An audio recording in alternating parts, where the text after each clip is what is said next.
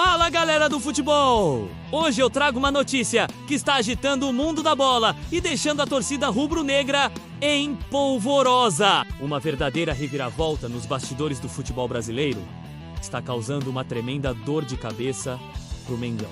Imagina só, a Confederação Brasileira de Futebol decidiu fazer uma mudança gigante no calendário, mexendo com as datas do Brasileirão e da Copa do Brasil. E adivinha? O Flamengo não gostou nem um pouquinho dessa história. Mas por que tanta confusão? É simples, o Mengão tinha se programado direitinho, contando com algumas semanas livres durante as finais da Copa do Brasil para treinar e recuperar seus jogadores. Afinal, com tantos craques sendo convocados para suas seleções, esse tempo extra seria precioso. E tem mais! O clube carioca está especialmente irritado, porque a Confederação Brasileira de Futebol ignorou completamente sua opinião. Olha só que situação.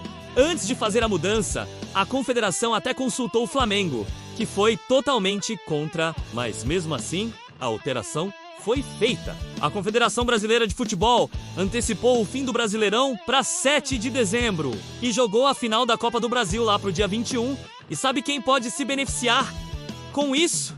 O Cruzeiro. Diferente do Flamengo e do Palmeiras, a Raposa não tá mais na Libertadores e vai ter semanas inteiras só para treinar. O Flamengo está na liderança do Brasileirão com 43 pontos, 2 na frente do Cruzeiro e ainda tem 2 jogos a menos. O Palmeiras vem logo atrás, com 39 pontos e 1 jogo a menos. Essa mudança no calendário pode mexer com toda a disputa pelo título. E não para por aí. O presidente do Flamengo, BAP, já foi direto reclamar com o presidente da Confederação Brasileira de Futebol, Samir Chaudhry. E aí, o que você achou dessa confusão toda? Deixa seu comentário aqui embaixo. Se você é apaixonado por futebol como a gente, não esquece de se inscrever no canal e ativar o sininho para não perder nenhuma notícia do seu time do coração. Um abraço e até o próximo vídeo!